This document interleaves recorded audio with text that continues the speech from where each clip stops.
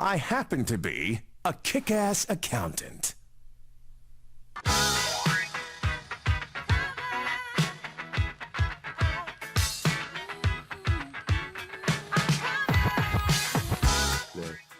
Hey everybody, welcome to the Accounting 240 Week 2 virtual meeting. We're here, we're back guys, it's so great to see you.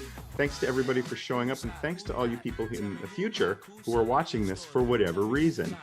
Sorry you couldn't make it tonight, but glad you were able to join us on YouTube. Nice to see you. So let's get into what we're going to be doing today. So as I've sort of tried to explain to folks, what I'm hoping that people will do is do some actual work on the course material and then get me some problems that they want me to attempt. As I've stated previously, I don't have time to really do lectures per se in the 1 hour and 50 minutes or 2 hours that we have together, the short period of time that we have together. I might go over a couple of things today, just some high level stuff. What I found though in the past is it's really not the best use of our time together because I've spent hours and days and weeks producing material so that you can progress through the course without me lecturing into a camera, which is not my preferred way of instructing anybody. So that said, if you want to watch a similar lecture from this time in the fall, I do a little more like traditional lecturing per se. All the fall 2020 semester videos I've made available to you for all the meetings. Okay, so if you're like, I didn't get enough out of that virtual meeting, go watch the one that I did last semester. In addition to that, I have probably 17 videos that you're supposed to have watched by now that you haven't. So get onto those things and start watching if you have specific content needs. Now that said, hey, if you guys have done stuff, the best way for you to get your questions answered, because I had so few people post to the discussion board, it won't take me long for me to get through those problems. So if you have stuff that you want me to cover and questions that you have, make sure you post those on the discussion board. Give me a little bit of a heads up so I can go through and create templates. I do need about 24 hours prior to when this thing starts to scramble to, because I like put things together and I have to prep. Most of this stuff is up here, some of it isn't. And the course is, it's challenging content and I like to review before I just show up. I can wing it if I need to. I'd rather not do that when it's going to be recorded because it makes you look like a hack. None of us want to look like a hack. All right, despite the hackiness that is inherent in many of us, myself included. So I'm going to do a little bit of a discussion about, I had some questions about residency. What factors are considered when determining whether or not a individual is resident in Canada? And of course, residency is very important for tax purposes as it's defined by the Income Tax Act, because every resident in Canada is subject to paying income taxes on their worldwide income. That is the subject of this course. So we are going to be starting off, I'll talk a little bit about residency, then I'll jump into some questions for that. I got another question about, I can't remember exactly what it was, but I'll go into that as well. We'll do a bunch of things today, okay? Let's talk about who has to pay tax in Canada, guys. So this course is on, is that Dylan? What's up, buddy? It's nice to see you. All right, cool. So guys, this is, we're going to be talking a little bit about residency here. So this course is on income tax, correct? But in order to determine somebody's income tax, which is an amount that they have to remit to the federal government at the end of every tax year, we need to determine what their income is. Now, before we determine what somebody's income is, we got to figure out, well, who the hell has income in Canada? Who has to pay tax in Canada? So the liability for tax, who is liable to pay tax in Canada? Can you guys see the screen, by the way? Like, is it coming up? Okay, good. The nods are all I need. That's great. So who has to pay taxes in Canada? Income tax, and that's specifically what we're talking about here. We're not going to focus on sales taxes until much later in the course. So individuals and corporations are subject to tax in Canada. Now, trusts are also subject to tax in Canada, but we're not going to talk about those really in this course unless we have some extra time at the end. So we're really worried about individuals and corporations, and really this course is only about individuals. But I do want you to know that corporations are separate taxable entities, and they are subject to federal income tax in Canada. Let's just focus on individuals. So individuals, for the purposes of what we're doing, are going to be human beings, okay, as you guys understand. But there's a lot of human beings in Canada. There's babies. Are babies required to pay income tax? Do they have any income? What if they did? Would they have to pay taxes? I don't know. What about robots? Are robots liable for tax in Canada? I have no idea. Let's see if we can find out. So basically, we're going to be talking about individuals here, and we're talking about individual humans. Now, individual humans who are resident in Canada are required to pay tax. This is straight out of the Income Tax Act. Now, the Income Tax Act is the big legal document. It's about yay thick or so, in which the rules for calculating an individual's income taxes are laid out. Now, they can be very confusing if you get into the sort of niche and arcane corners of the Income Tax Act. But hopefully the parts that apply to us, I'm going to try and make as accessible as possible. And that's what your course pack is attempting to do as well. And if you guys have questions throughout, just jump right in, okay? I would appreciate if you would do so. It looks like there's a little chatty thing here. What if someone dies? Good question. What if someone dies? We're going to talk about what happens if someone dies a little bit. And if I don't remember, remind me, okay? But yeah, when you die, you still got to pay your taxes. You thought that death was going to be the sweet escape and you're finally free from the clutches of the CRA, the CRA. In fact, no. There's one thing that you have to do after you die. And I don't know what version of the afterlife you believe in. If you believe you're going to outlive your own death, I personally don't. But that's fine. A lot of people do, and you find comfort in that. I can't reduce or crank up your uncertainty about what happens to you after you die, but I will let you know one thing. You will still have to be liable for taxes. So what'll happen generally in the event of someone's death is that a final tax return is calculated for that person. So if they did have income during the year, or if they had any property, that property is deemed to be disposed of, and a tax bill is calculated. I've filled out many tax returns for people who died. We're going to focus on the living here in this class. At some point, I think in 375, we talk a little bit more about dead people. Oh, do ghosts have to prepare tax returns? Do you guys believe in ghosts? That's fun. Child benefit includes for tax. I don't know what that means. So I don't know what that means, unfortunately. So if you want to expand on that, flesh it out a little bit, I'd love to answer that question. That seems like more of a statement than a question. So I'm going to continue on with residency here. So those people considered to be resident in Canada are required to pay tax in Canada. Residency does not necessarily, well, let's see what great bullet points I've got up here. Okay. So Canadian residents are taxed on their worldwide income, which means that, hey, if I'm working in, if I'm employed by Camosun College, but I'm also earning income, let's say in the United States, well, I have to pay taxes in Canada on the income that I earned in the United States as a resident of Canada. Worldwide income, guys, all right? So let's see what other things I want to talk about. So unfortunately, you'd hope it would be easy to determine residency, because in the Income Tax Act, it just says, hey, every resident has to pay tax. And then your first question logically is like, okay, well, who's resident? And then the Income Tax Act is like, you figure it out. Seriously, it doesn't really define residency. So what happens in cases like that, where the Income Tax Act is unclear and doesn't particularly provide very clear definitions, is that the CRA will attempt to interpret the law. So the CRA will take a look at the Income Tax Act. Someone will remit their tax return and say, hey, I'm a resident in Canada, or I'm not a resident. The CRA will look and they'll go through a series of criteria. Well, they will try to determine whether or not an individual is a resident or not, for example. And this happens with any situation in which the Income Tax Act is unclear. And there are a number of areas in the Income Tax Act, an almost endless amount of areas in the Income Tax Act that are ill-defined. And this is why we have tax court. If everything was very, very, very clear, you wouldn't need lawyers and judges and people to have to arbitrate this and make decisions, right? Unfortunately, it is not as clear as it could be. It looks like I've got another question here. CCB is not taxable? Oh yeah, that's right. And a child benefit. Oh, okay. Yeah, okay. No, the Canada Child Benefit is non-taxable, so it's received on a tax-free basis. I'm going to try and stay on point with the residency stuff here, because that seems a little bit out of left field. Maybe there's a tie-in that I'm not seeing, though. Kind of gets me off topic here. All right. Residency and citizenship are not the same thing. So if you're like, oh man, I'm a Canadian citizen, therefore I have to pay tax, or hey, I'm not a citizen in Canada, so I don't have to pay tax, or I'm not a resident. That's not the case. That's not the case at all. It is very common, or I should say common, but yeah, it's common enough to be resident in Canada, but not necessarily be a citizen. You can also be a citizen in Canada and not be a resident in Canada.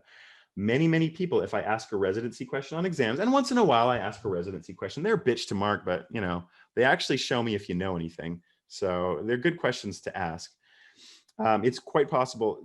I'll often ask, oh, is this person resident in Canada? And then people will write back and then give me a whole big spiel, and they say, ultimately, this person's not a citizen of Canada. Notice that those two words are spelled and pronounced differently. They also have entirely different meanings. Do not use the word citizenship where the word residency is the word that's supposed to be used. And this is very, very important in text. The terminology is very precise. You can't interchange different terminology like net income and taxable income. Guess what? Those are two different things. Annoying, right? Capital gains and taxable capital gains, those are also two different things.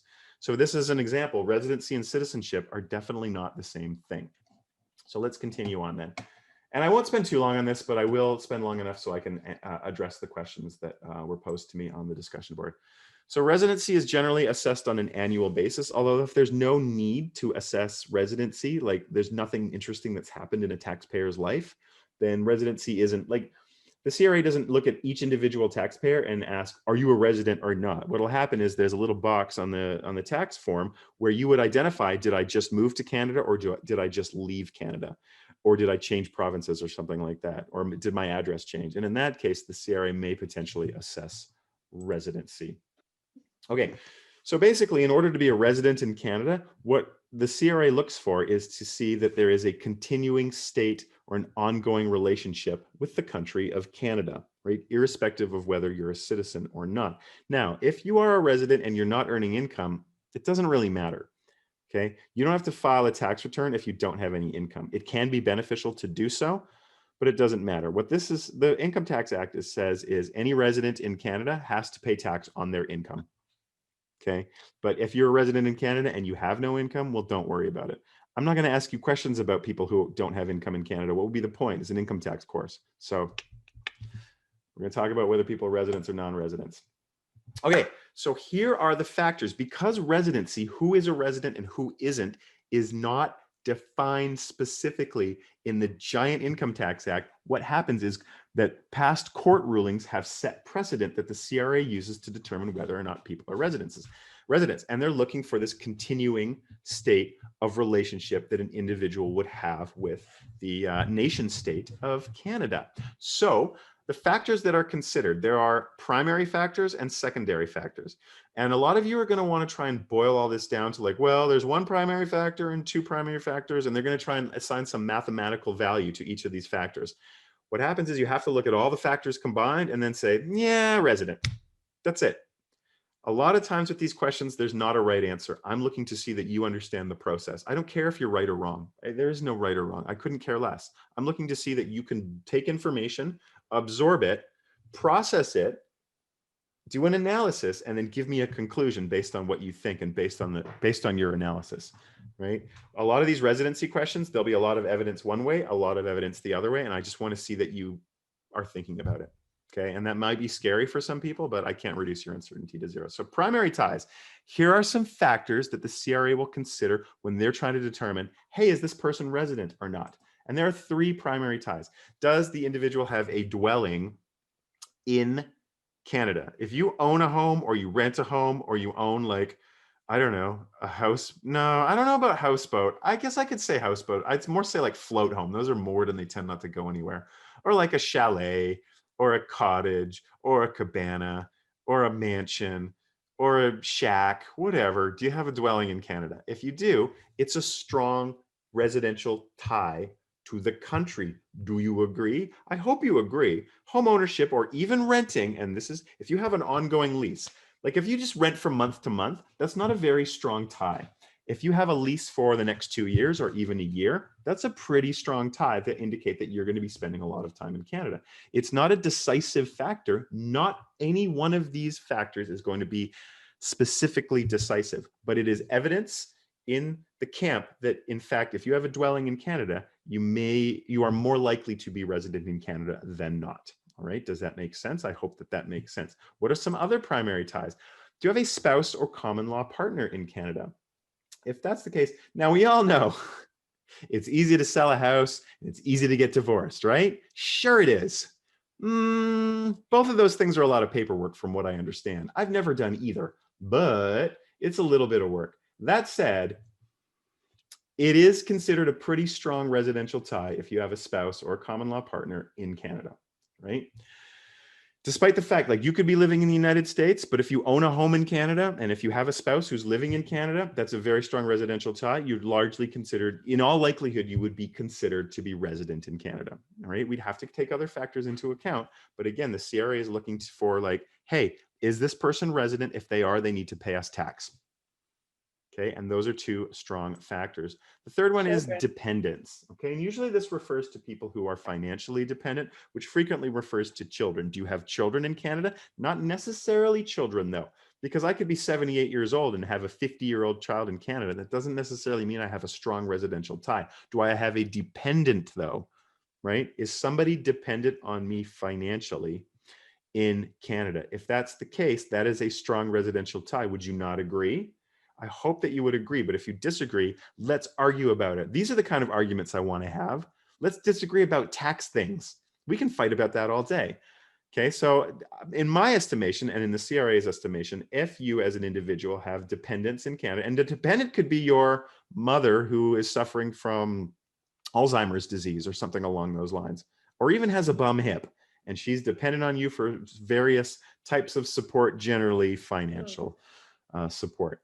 Right? There's no right answer to this. You're going to have to take a look at, well, is that really a dependent? You got to kind of use your brain a little bit, but I'm going to try and be very clear with you guys because you guys are noobs. You guys are like tax noobs, and I'm not going to give you really freaking hard questions. So everyone always wants to ask me these weird iterations and like permutations of reality of bizarre family situations.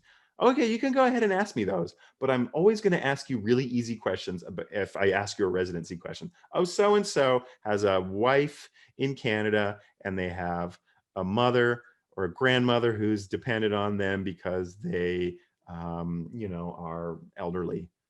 Okay. I mean, there's some clear, you're looking for stuff that ties an individual to Canada to determine whether they're resident or not. And hopefully those things would clearly to you guys indicate, in fact, residency status. So if an individual has any of these three primary ties or all, there is a higher likelihood they are resident in Canada. There was a question with Mr. J having full custody of the kids. Does Mr. J still have dependents? Sure. Well, you tell me. If I have, let's say I'm Mr. J and I have 3 kids and I have custody of those kids. Are they dependent on me? Oh, Mrs. J. Oh, does Mrs. J have dependents? Oh. No. Yeah. Not if you don't have full custody. I mean, what's that? If someone has full custody, that means the other parent would only have visitation, which would mean they're not necessarily her dependents. Yeah, I don't think it's nearly as strong of a tie. I wouldn't necessarily call those people dependents. If somebody has full custody, I don't think that would meet the definition of dependent. If you stop it, I mean, a lot of tax is common sense, guys. It really is. A lot of taxes, do you understand how the real world works? Accounting has nothing to do with the real world or reality. It's all make-believe bullshit. Tax is grounded in reality. It deals with a lot of realistic situations, and it asks you to use a lot of application of common sense. And in this case, like, okay, I'm divorced from Mrs. Ryan. Okay, let's say I'm divorced from Mrs. Ryan, and she has full custody of the kids, and I'm off living in who knows where, Norway or something like that. We're divorced. Those kids she has full custody of the kids, and if I don't have a home in Canada, I'm probably not a resident of Canada. Right? Because that wouldn't constitute dependence. Now, it doesn't mean I don't have ties to Canada. I still think having kids in Canada is a residential tie, but I don't think it's necessarily enough to make me a resident. But it depends on what the rest of the evidence says, right? I like that question. Thanks, Thea or Tia. I'm going to say Thea. That's probably the easiest, but who knows? Okay. If I'm mispronouncing it, you can let me know. I don't like to mispronounce people's names, but sometimes I just have to go phonetically. Secondary tie. Oh, okay. Yeah, good. So secondary ties, guys. So primary ties. So if you go through all the primary ties and that doesn't necessarily indicate one way or another if somebody's resident, then you want to look at the secondary ties. Okay.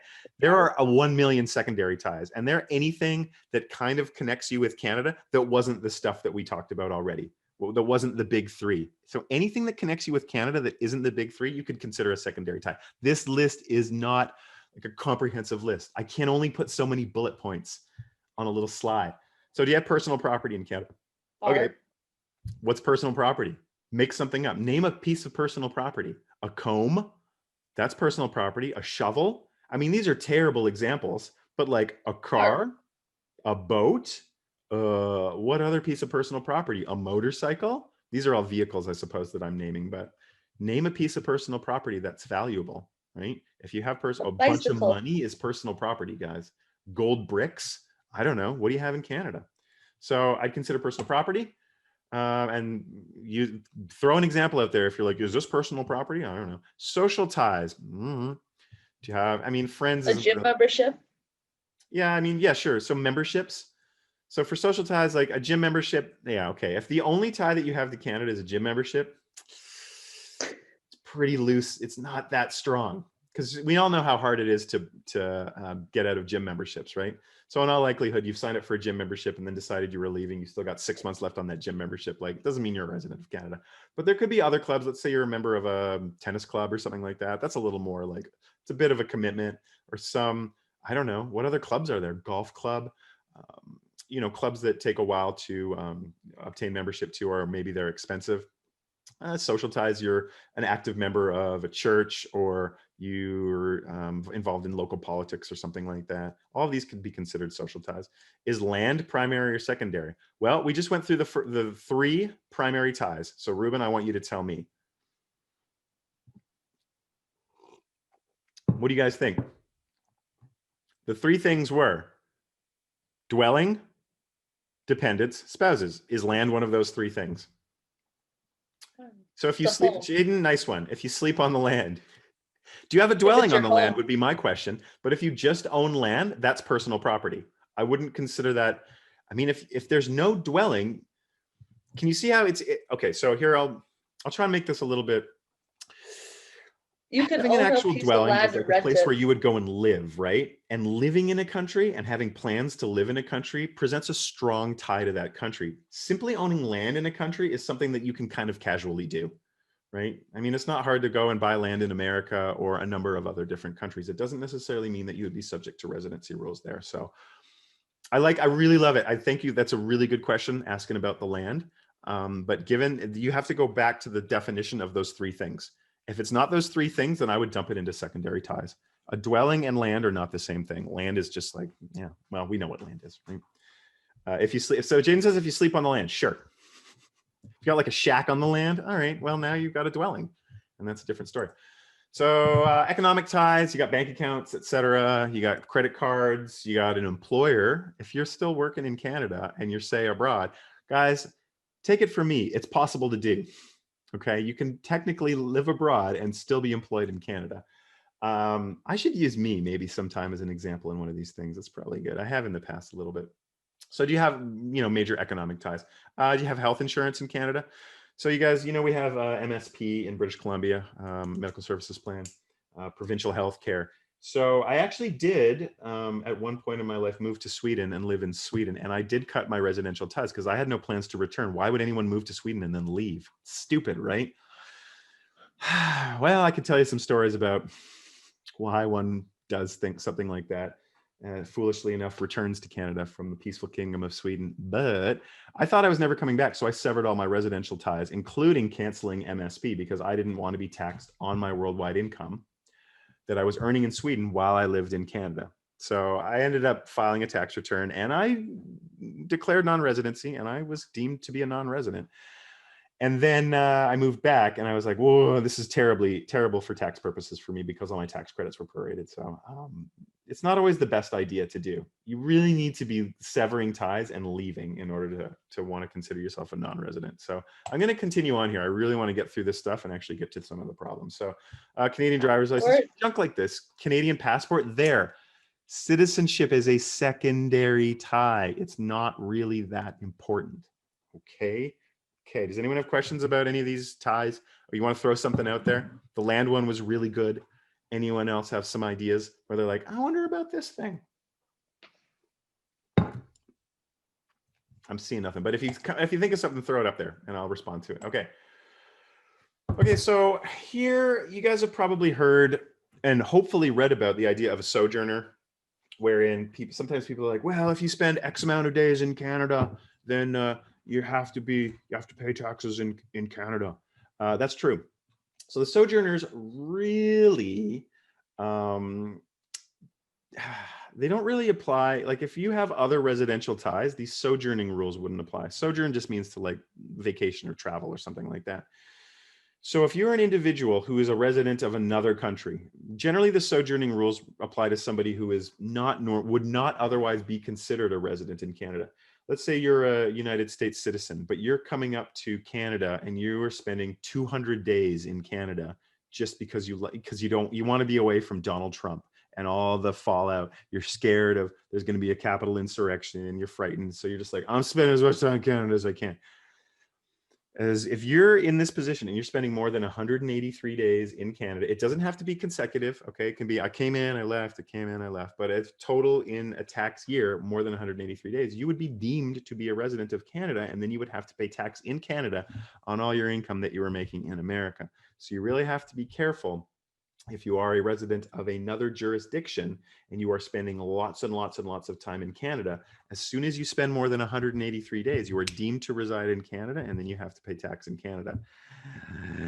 Even if you don't earn income in Canada, that's the way it goes. That's the sojourning rule, which is a little confusing, but I rarely ask questions about sojourners. So this doesn't include individuals. If you're commuting to work daily from the United States, if you come up and then you go back down, like if you live in, I want to say Thunder Bay, and then can't you go across the border to Detroit or something like that? So let's say you live in Detroit and you go up to Thunder Bay or whatever horrible industrial town is north of Detroit in Canada, and you're commuting and going there to work during the day, and then you're coming back late at night. Or even if you live, okay, the United States is great. If you live in Blaine, Washington, and then you come up to Vancouver to work, and then you go back at the end of the day, that doesn't count as sojourning, right? You're just entering and exiting. You're not like sojourning there. You're not vacationing effectively, right? Okay, so we have part-time residents here. Part-time residence is kind of a status and it kind of isn't.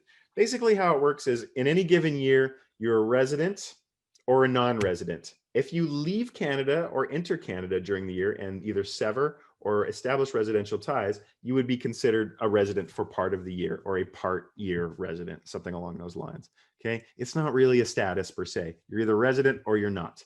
Okay, but your residency status will stop and start at one specific time. Part-time residents, if you're a resident in Canada for half the year, or let's say for the last 4 months of the year, okay, that's when you move to Canada. You move at the beginning of September, and now you've established residential ties in Canada. You would be liable to pay tax on your worldwide income from that point in time where you establish residential ties to the end of the tax year and continuing, presumably, unless you make a break.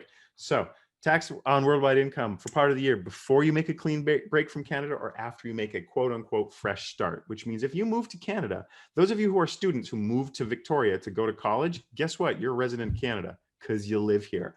The end. I don't care if you have a spouse here. Maybe you got a spouse back wherever you're from. You're living here. You're going to school here. You got a bank account here. You know, you're doing all sorts of, you got a driver's license here, whatever. You're a resident in Canada.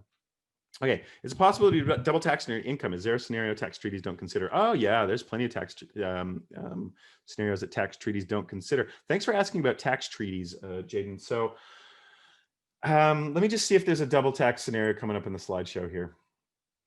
I'll come around to your double taxation scenario, okay, for sure, because I think it comes up eventually. So non-residents, okay, what about if you're a non-resident? So look, I'm somebody who is living most of the time in America, but I do spend some time in Canada, or I am actually earning employment income in Canada. So I could potentially live in America. I'm an American citizen, but I am employed by a Canadian company and I just work online. Okay, if you are earning Canadian employment income from a Canadian company, even if you're living in America full time, you would have to pay tax as a non-resident on the employment income that you earned in Canada.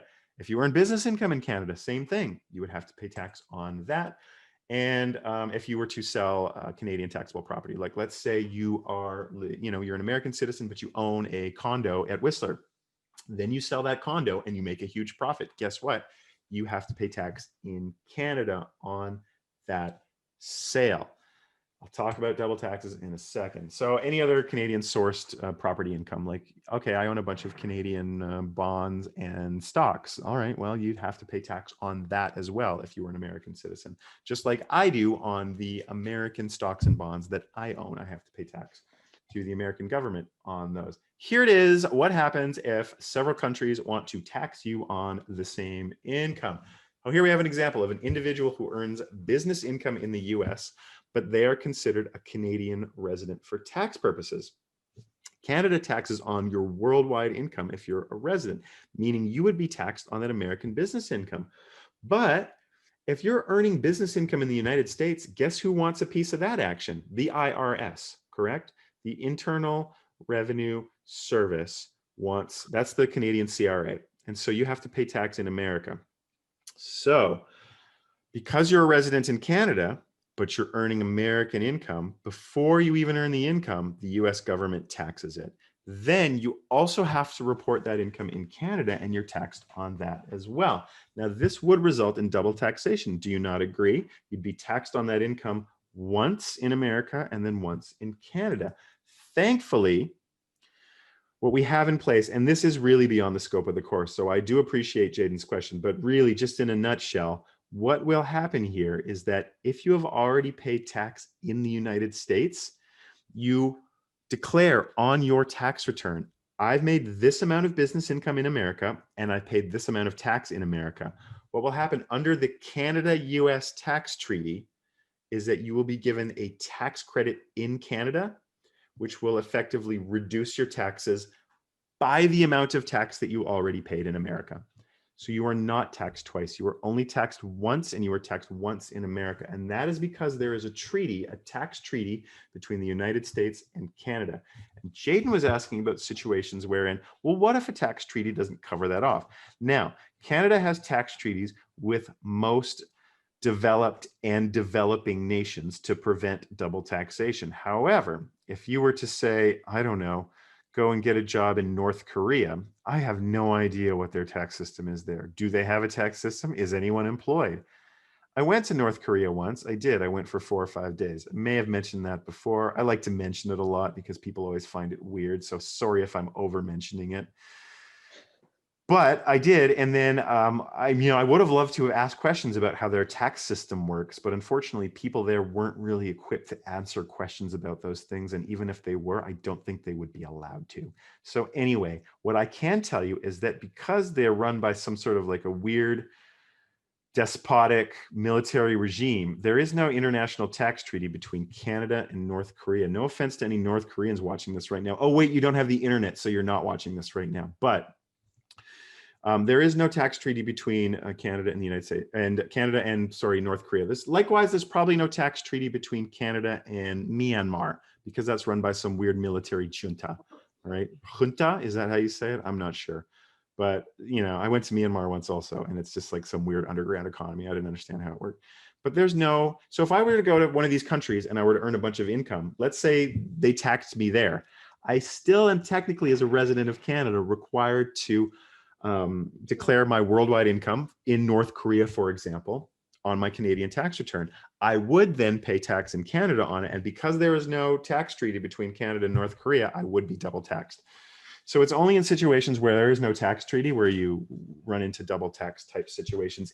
There are a million other ways that double tax can happen, but for just employment income or residency that we're talking about, that's sort of an example. Oh, the shade. Who am I shading? North Korea?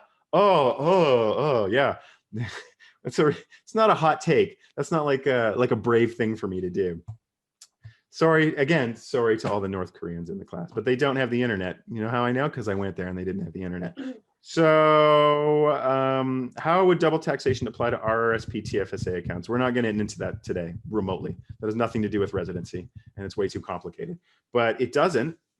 You need to be way more specific than that. Benoit or Benoit. I think it's Benoit is generally how that name is pronounced, but it depends on where you grew up and if you're like French Canadian or not. So listen, I'm just going to say Benoit for now.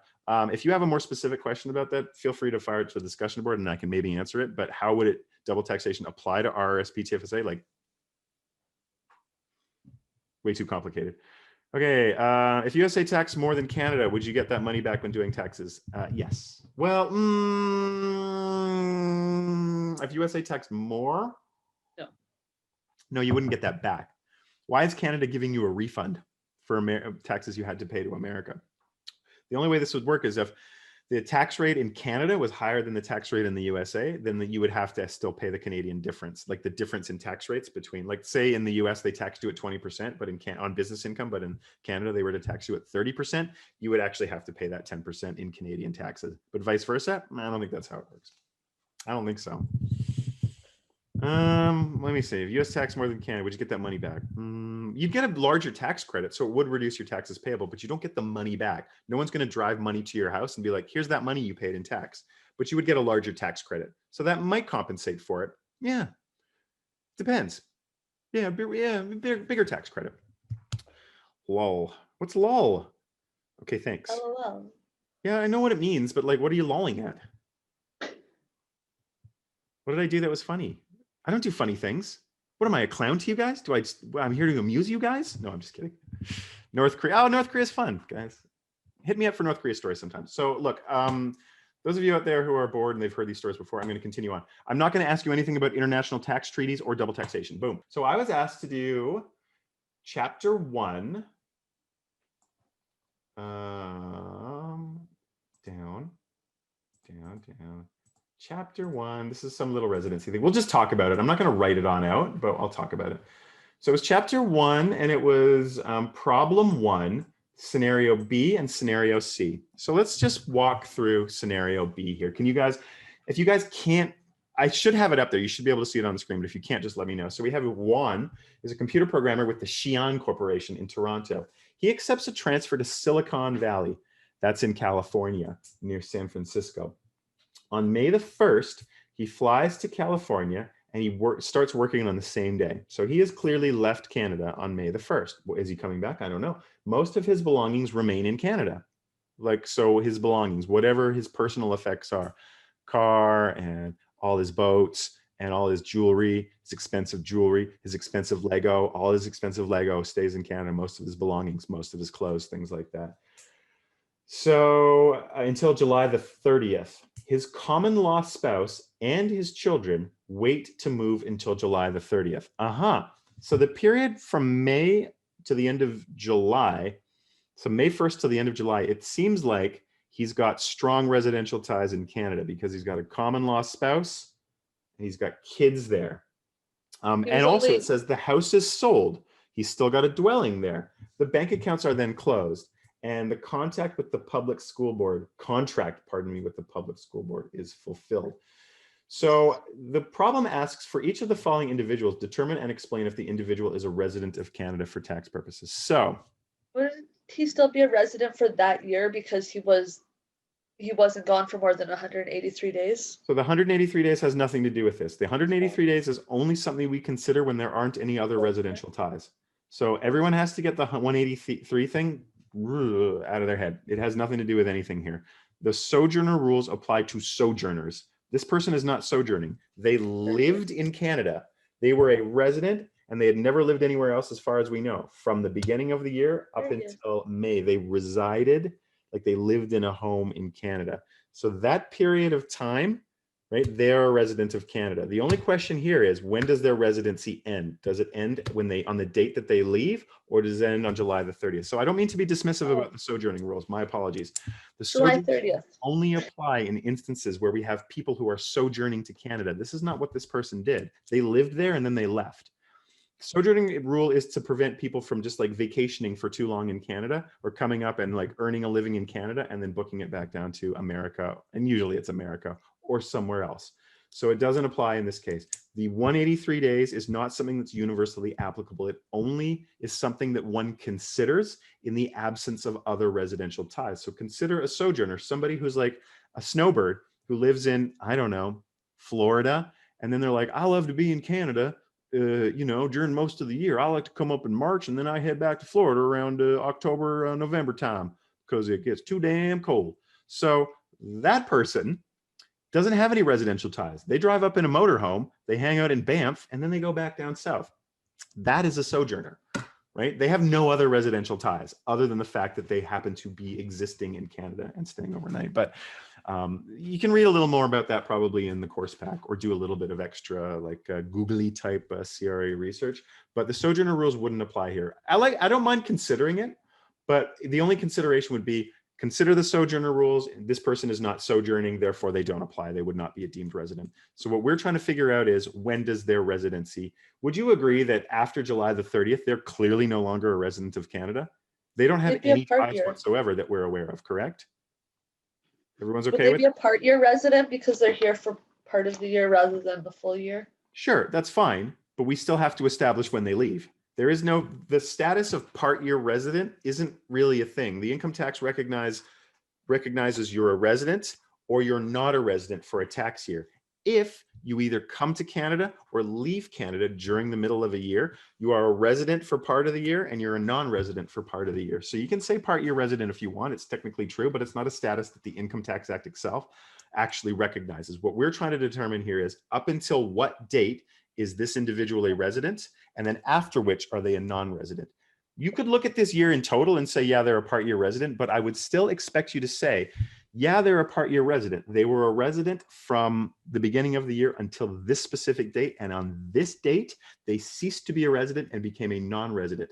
What are the consequences of that? They are no longer taxable on their worldwide income in Canada as of that date. Now, the debate here, guys, is it May the 1st or is it July the 30th? What do you guys think? What you want to do is you want to come up with evidence that supports residency versus non-residency, right? So we could say up until May 1st, there's no question this person's a resident in Canada. Their wife lives there, or common law spouse, sorry, kids. I don't know who this person is, Juan. Who knows who they're married to, okay? Spouse, kids, house, public school board, job, bank accounts, etc. No question. Then we have to determine the period between May 1st and July the 30th. What evidence supports residency? Well, they still have a common law spouse. They still have dependent children. They still have a home. They still have bank accounts. There are primary and secondary ties. Now, is there evidence that supports non-residency? Absolutely, because they live in America. They presumably have a dwelling. How do you know? Because Juan didn't move to the Silicon Valley to live in the streets. That's a huge assumption that would make no sense. You can assume that Juan is living somewhere, and that constitutes a dwelling. So he still does have a dwelling in Canada, though. So you would say, well, here's some evidence for non-residency, dwelling in America. Here's evidence for residency, and this is for the period of May 1st to July 30th, dwelling in Canada, common law spouse in Canada, it's piling on, kids in Canada, etc. To me, there is no question. The period of May 1st up until July 30th, this person is still a resident. This person, once the family moves to California, they're not a resident anymore. So you could say part year resident, but I would say the answer to this question is Juan, up until July the 30th, Juan is a resident of Canada. As of July 31st, presumably, Juan is no longer a resident. He has severed all of his major residential ties. He has severed his spouse has moved and he no longer has a spouse in Canada, no longer has kids, no longer has a home, canceled bank accounts, etc. List some supporting evidence and come up with a conclusion, and that's how you answer this question. Okay, so I've gone through this and rambled and rambled and rambled and rambled and rambled and rambled. The tax consequences of this, you should always list the tax consequences. The tax consequences of this are, as of July the 30th, Juan no longer has to pay taxes on his worldwide income in Canada. For the period between May 1st and July 30th, he's working in America. He's still paying tax in Canada because he's still a Canadian resident. That is the most important point, probably. Somebody's going to come to you and they're going to be like, this is how this works in real life. Juan walks into your office. He's like, or he calls you. He's like, hey, I got a little tax problem. I moved to the States in May, and then my wife moved down in July. And I don't know, what do I have to do? Do I have to pay tax? And you're going to be like, well, unfortunately, you're still a resident up till July 30th. So you're going to have to pay tax in Canada on all the income you earned up until July 30th. Even if you earned it in America, right? You still have to pay Canadian taxes. That's what this thing, That's the most important piece of information. That's what people want to know. Do I have to pay tax or not? You can go through all this blah, blah, primary tie, secondary tie, resident, non-resident. Who fucking cares? This guy needs to know if he's paying tax or not. So if you can throw in a little piece about tax ramifications there, a question like this is always out of 5. If I ask you a residency question, okay? It's going to be, give me some evidence that supports residency. Give me some evidence that supports non-residency. Give me the date. It may come to a conclusion. So I need some kind of a conclusion. Give me some of the tax ramifications. And then probably maybe one other piece of evidence or something like that. So generally it's like, give me some pieces of evidence, give me a conclusion, and then give me the tax ramifications. And there's your 5 marks for this. And oftentimes there's evidence that goes both ways. In fact, one of the marks is always for, did you just ignore evidence that supported the other viewpoint? If you just ignore it, to me, it's like, well, you've already decided what you're going to do. So usually I'm looking for 2 or 3 pieces of evidence, and there's always going to be something that indicates that, yeah, actually they're non-resident. And what would that, from May 30th to the July, from May 1st to July 30th. And what would that be? Oh, he has a dwelling in California. Well, that's one piece of evidence, but now we need to look at the rest of the evidence. You want to present as balanced an argument as you can and not ignore the facts just because you want to decide that he's a resident. Okay? Okay, guys, let's see. Riley, should we avoid using part year resident? We should state, say it if you want. You can say they're a part year resident. You can say they're resident up until this time in the year, and then they're a non-resident after this point in the year, like you would in this case. You can say, so-and-so is a part year resident. The part of the year that they were resident was this part. The part of the year that they're not a resident is this part. I'm not banning the term, but I need to know that you have to clearly communicate to me that you understand what's going on. But sure, you can say part year resident if you like, or not. I'm just looking to see that people understand how to apply this stuff. Right? So is that okay, Riley? Everyone wants, like, I want it to be black or white. Well, it's not anymore. It's gray, like the rest of your life. Gray. Cool. Thanks, Riley. Look, it's really easy to get the marks on these things, guys. Because there's no right answer, everyone should get it right. There is a right answer here. Like, this guy's clearly not a resident anymore. But a lot of the times what I like to do is give you guys scenarios where there's a lot of evidence going one way and a lot of evidence going the other way. And who's to say? You just have to come up with what you think. The worst answer is like, I don't know, maybe they're a resident, maybe they're not. Well, what does that tell you? Why would anyone pay you money for that? Who cares if you're wrong? There's no stakes here. The stakes are 0. The only stakes are like, you won't get any marks if you're like, oh, maybe, I don't know. Just say one or the other. Support it. You're good. Does that make sense? I'm trying to create some thinkers here. What do you think? Anyone have any feedback or questions or comments or concerns about the Juan problem, about the Juan dilemma? A lot of yawns out there. A lot of yawny folks. Just yawning away, not even trying to stifle them. I went out on a date yesterday and like, this person's really interesting, nice to talk to and everything. But boy, after a while, when you do one of these long face, like, go on. Yawning a bit. Nice person. All right, let's continue on. We're going to talk about Raisa. Or Raisa? I'm going to say Raisa. I like it. It's a nice name. So that's the second one I was asked about. I'll do that one and then I'm going to move on to other stuff. So Raisa, because this is the one that I was specifically asked about. Raisa is a citizen of the United States. Okay, she's got American citizenship. USA, USA, 4 more years. So lived with her parents in Canada from September 1st, 2018 to April 30th, 2019. Oh, this is a fun one. I like this. Okay, so she's an American citizen, but she lives in Canada from September the 1st of 2018 to April 30th of 2019. Now, during that period, she attends Camosun College. On May the 1st of 2019, she takes an employment position in Colorado, which is in the United States, and lives there until August 30th of 2019. Then she goes back to Victoria. She completes her business degree. On January the 1st of 2020, she begins her employment with a public accounting firm in Canada.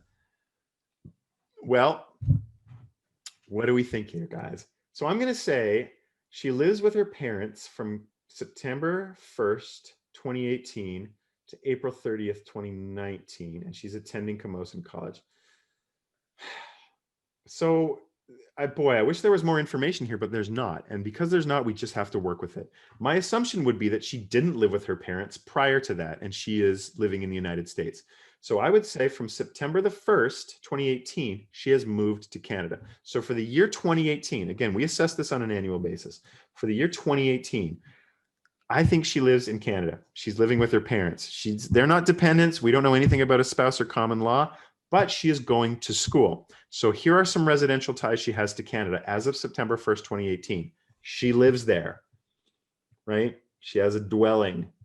Also, she's going to school. We are not aware of any other ties she has to Colorado at this point. Now, in the next year, we know she continues to live in Canada with her parents and attend college. We also know in 2019, she goes away and gets a summer job in Colorado. She then comes back to Victoria and finishes her degree. I think that she's established residential ties in Canada. While she's a young person, she's not married and doesn't have dependents. Her only major residential tie is that she is where she's specifically living. In addition to that, she has the intention to go back and finish her degree. We also know that she continues on in Canada, completes the degree, and then starts working at a public accounting firm. So having a job in Canada is also a very strong residential tie. Now, I don't love the way this question is worded. It's kind of lazy, but a lot of these residency questions are like that, where you just give a little bit of information and I see if you guys can figure it out. So yeah, I mean, I think, so we've got, would it be a part-year resident? Sure, that's fine. That gets you 0 marks on an exam. What gets you marks? You need to tell me the date at which she became a resident of Canada, or she became a non-resident of Canada. And then you have to offer some support as to why. Okay. Resident and pays worldwide tax. As of when? For what year? It's very important that you guys tell me when things change. From September till April, and then she'd be a Canadian resident, but then she'd be her part year would be from May to August. But then she'd be back, so it'd be like she'd just have that like middle part where she's not Canadian resident. Okay, so my argument would be she's still a Canadian resident during that time, because in that year she's okay. So let's take a look at September, or let's take a look at 2018. It's a weird one. Yeah, I mean, it is, but we're gonna have to roll with it. So I would say as of September 1st, 2018, she is a Canadian resident. Prior to that, she is a non-resident. And the only evidence I have is she lives in Canada and she's going to school. That's 2 ties, that's good enough. For the year 2019, she is living in Canada and going to school for the first 4 months of the year, January, February, March, April, and also September, October, November, December, 8 months of the year. So severing residential ties is very complicated. Do you think that if she's been in Canada from September the 1st to April 30th, right? September 1st, 2018, April 30th, 2019, she not only goes to school, she lives with her parents. She presumably has a bank account. I mean, you can't necessarily make that assumption, but if you guys were to go and live with your parents in another country and you were there for 8 straight months, would you have a bank account? Would you have a bus pass? Would you have a driver's license? Would you have other residential ties? Now, it doesn't explicitly state that. However, it is not that easy to change residency statuses. So you wouldn't come in for 4 months and then she's not severing all residential ties. She clearly intends to come back. Agreed? She's just gone to Colorado for the summer to work in the States and like have a great time. Rocky Mountain High. Amazing. She's coming back. She is not a non-resident for the summer. She is a Canadian resident for the entire year of 2019. You don't sever residential ties like this and then establish residential ties again, right? She's still going to school. She lives with her parents. That's her main place that she lives. It's a tricky one, I think, but I think there's more evidence to support. However, if you want to try and argue that she's a non-resident for those 4 months, okay, you can do that and be like, well, doesn't live in Canada. That's one thing. Does she have residential ties to Canada? I mean, her parents live there. That's a strong residential tie. It's not a dependent, but it's still a strong tie. She's enrolled in school. That's another residential tie. So just one primary tie doesn't necessarily outweigh all these other ties that she has because she's going to school. We also know that she ends up living there.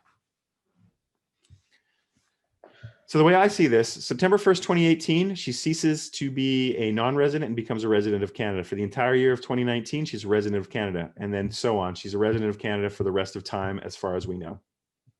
But what do you guys think? If she's still a resident of Canada, what is one of the tax consequences of what she's doing? She's gonna have to pay U.S. tax on her Canadian, on her income than Canadian. She's going to pay Canadian tax on her U.S. income, is what's going to happen, right? She's going to pay taxes in Canada and she's going to pay taxes in the U.S. She'll get the tax credit or whatever, but she will be paying tax on her worldwide income. But hey, this is just me rambling about stuff. You guys, if you've got questions about this, I think you should ask questions because, as Caitlin says, this is a bit of a confusing one, but what are you going to do? That's the way it is. So you still have to come. If this is what you get on your exam, you can't just be like, oh, this is a confusing one. I don't know what to do. You got to say, I'm going to list the evidence that supports this status. If there's some evidence that supports the other status, okay. And then at the end of it, I'll see which residency status has more evidence. And I'm going to say, that's my conclusion. Based on my conclusion, here are the tax consequences, Raisa. You have to pay tax in Canada on your Colorado summer job. But you'll get it. You'll get a tax.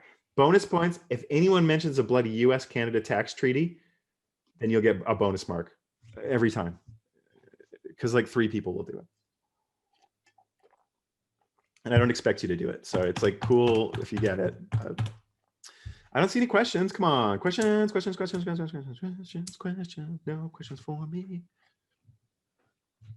Nobody has any questions for me. This video is still rendering, guys. This is brutal. Okay, so if there's no questions, I'm going to go and do a little something else now, I think.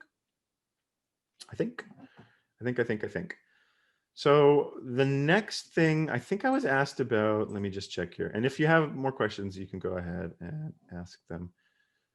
Okay, so I was asked about problem 5 from chapter 1. Now this is an annoying problem to me and I'll tell you why. It's not an annoying question. It's a great question that the student had. Hey, I don't understand how this works. And I brought this up before. This is something that I've argued with other instructors in this course about. You really haven't been presented with the information in the course pack up until this point to answer this question. So I've proposed for the next iteration of this that we move this to later in the course pack. That said, it's not an excuse for me to not go through it now. I won't ask you a question like this on an exam because I don't think that we've really covered it off with the reference material that I've provided you with, but I am happy to talk through it now and it'll give you guys, I think it's really helpful and I think it's a fun exercise that we can do together so that you guys get a sense for the different types of income that a taxpayer will be receiving. Before we do that, I'm going to have a little bit of a talk about net income for tax purposes. Jaden says, could CRA disagree with whether you call her resident, non-resident? Sure, but the CRA is not going to assess anything that we do, so it doesn't matter, right? I wouldn't get too caught up about what the CRA is going to do. This stuff is all really complicated, the residency stuff, like really complicated. And there is nobody who is an entry-level CPA or even like a CPA that's been working for 5 years who makes that decision, right? It's just something that I need you guys to understand. The basics of like who has to pay tax in Canada, it's Canadian residents. But stuff that gets really complicated, yeah, the CRA disagrees with it all the time. That's why we have arbitration in tax courts and Supreme Courts and all sorts of crazy court cases. So yeah, for sure, they could totally disagree. CRA disagrees with taxpayers constantly, right? Constantly. So I'm going to do a little bit of a rundown of net income for tax purposes here, and then I'm going to do this problem, and I might do a net income for tax purposes problem, and that's all we're going to have time for. So this is another slideshow, guys. I don't know if I'm going to do, yeah, I'll do the whole thing. So this is my net income for tax purposes video. The video's up there. You're welcome to watch it. The PowerPoint of this video is up there. You're welcome to look at that too. I'll just run through it real quick with you guys. So net income for tax purposes, guys. Almost the entirety of this course is determining what a taxpayer's net income for tax purposes is. Oh man, I had so much hair. Those were the days, guys. Those were the days. So appreciate your hair while I can.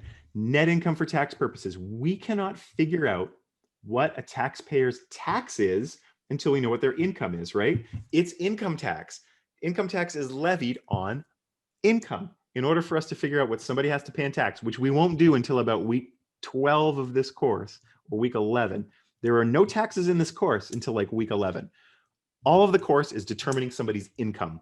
And when I say income, I mean net income for tax purposes. It is not the same as taxable income, which is something that I will talk about later. How do I determine net income for a taxpayer? And when I say net income, it means net income for tax purposes, okay? That's an abbreviation of it. Net income for a taxpayer. Well, a taxpayer's net income, or NITP, net income for tax purposes, has a number of different components to it. Now, a taxpayer may have all of these components or they may have none. It's possible to be a resident in Canada and a quote unquote taxpayer, but not actually have any income because you just didn't work that year, or your business didn't run that year, or you had a business loss for the year. This is possible. But let's get into what net income is. Net income for an individual taxpayer is comprised potentially of 5 different types. That's 6.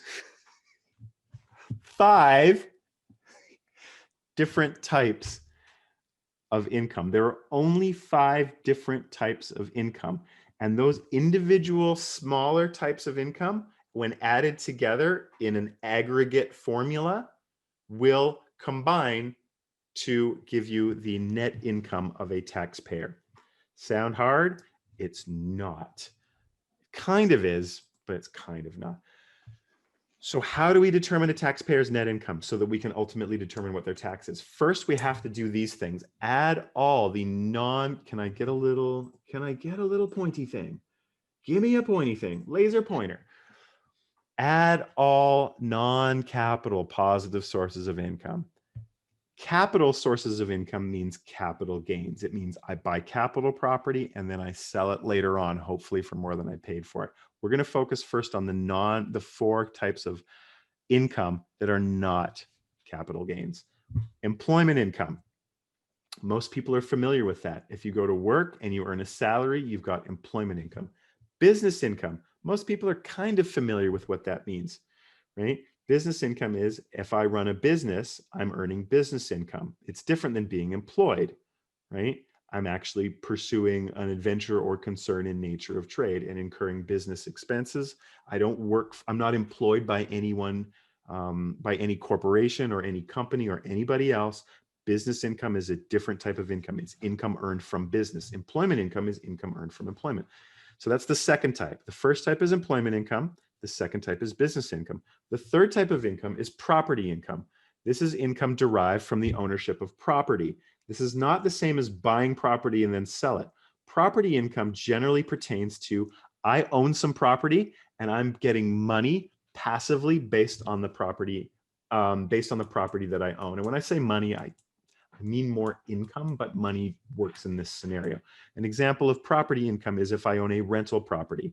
I own the property and then passively people pay me rental income. By virtue of the fact that I own that property, I'm receiving income. Another example is shares of stock. If I own shares of stock, that is property. The income that I receive from those shares is called dividends. That is property income. In addition, interest income is property income. Those are the big 3. You also have royalty income. Now, other income is where everything else goes. And by everything else, I mean non-capital, right? So if there's a type of income that doesn't fall either into employment income, business income, or property income, chances are good it's in other income. Some examples of this would be pension income, right? So if you're receiving pension income, that's not from employment, it's not from business, it's not from property, it's a different type of income. Spousal support is considered to be other income. There are other types of other income as well, but we're going to talk about that a little bit later in the course. I don't really define other income until later on, but there are very few types of other income that we're concerned about in this course. If you have questions about what could be considered other income, by all means, fire away. So far we have 4 types of income: employment, business, property, and other, okay? And an example of other would be pension income or income from your RRSP. Now, next up,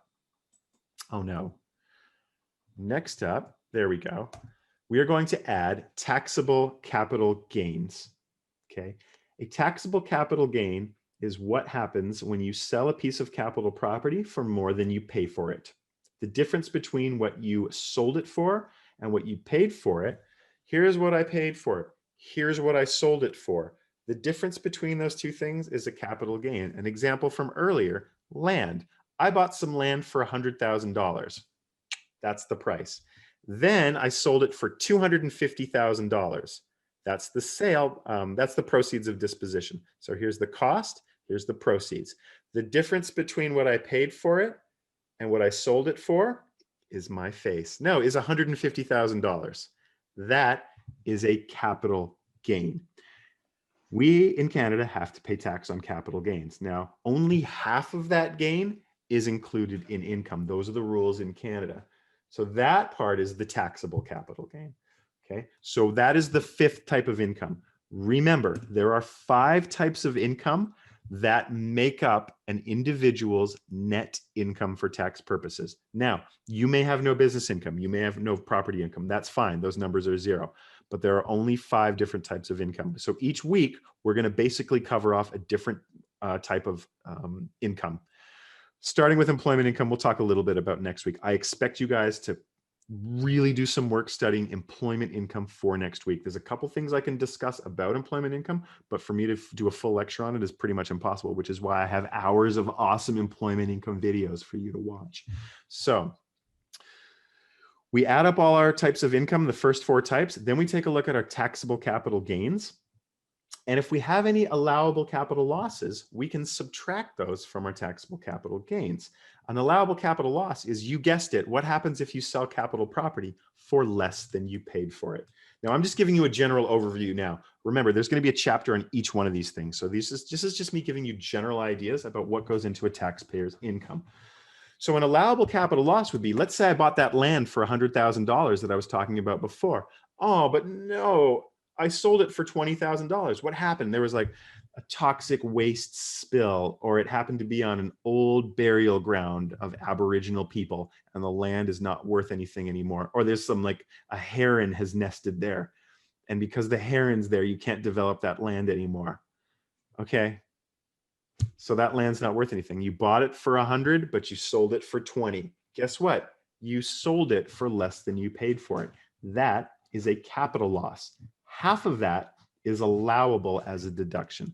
So this second part here, part B, you take a look at all of the capital gains you have, and then you take a look at, do you have any capital losses? They will net each other to an extent.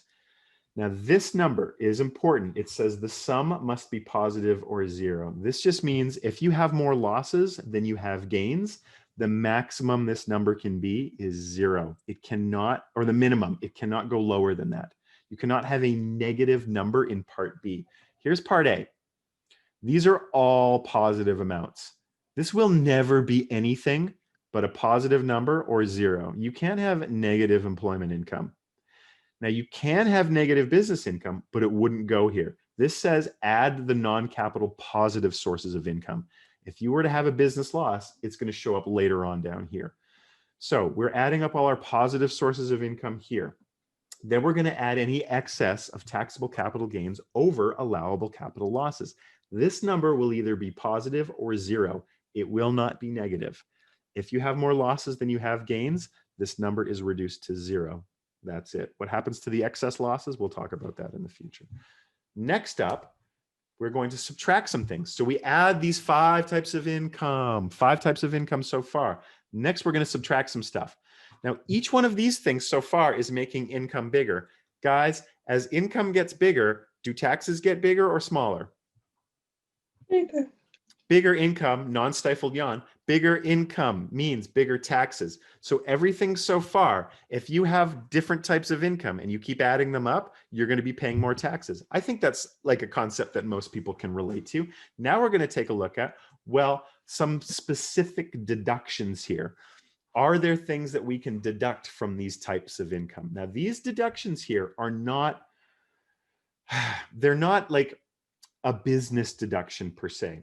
Each one of these types of income that we talked about earlier, or I alluded to, employment, business, etc., there are all these rules for determining an individual's employment income. That will include some inclusions and also some deductions.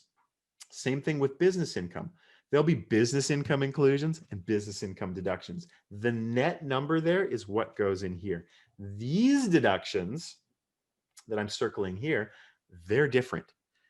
They don't specifically relate to, or they're not deducted from any specific type of income. So an example of this is an RRSP deduction. I can't go into exhaustive length, or I'll say spousal support.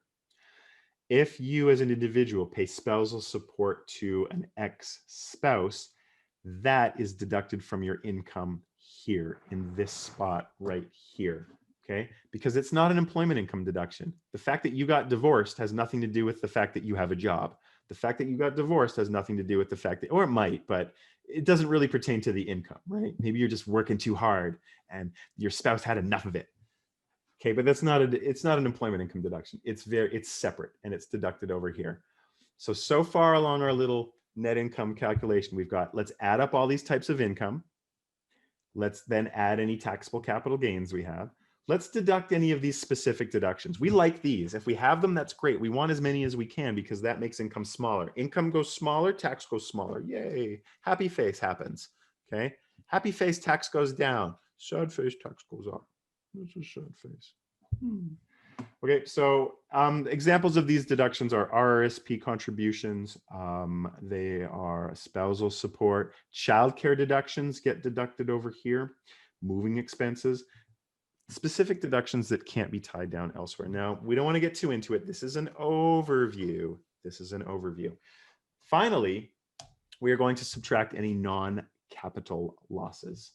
Non-capital losses would be, okay, ignore employment losses. It's almost impossible to have negative employment income for the year. But can you have a business loss? Sure. Hey, my business has more expenses than it has revenues. Well, it goes here in this formula. What it doesn't go over here, this says business income. Note that this says positive sources of income. If you happen to have a business loss for the year, it gets deducted over here at the end. So the order in which, I'll give you a bunch of numbers. I'll say, hey, here's Skippy. Skippy has employment income of $200,000 and he has property income of $40,000. He's also got taxable capital gains of $12,000. He's got some RSP contributions of $6,000. Why is he talking like this? And then a business loss of whatever. You guys have to put those numbers in the correct order and tell me what this person's net income for tax purposes is, NITP. Okay. Yes, okay. So that's in a nutshell how we determine net income for tax purposes. I'm going to do a couple little examples. I'll do some numerical examples of how this works. But if you're like, I don't understand what you're talking about, I don't blame you. I mean, it's getting a little goofy in here. Okay, let's just, there's an example in the slideshow. I'll go through my little example in the slideshow. So here we go. Oops, some kooky stuff happening with my computer. Okay, your net income for tax purposes, by the way, can never be zero. You can't be a taxpayer, can never be less than zero. You can't have a negative net income for the year. So if you have more losses than you do income, your net income for the year will be zero because you can't have negative taxes because no. Net income for tax purposes and taxable income aren't the same thing. That's all you need to know right now, okay?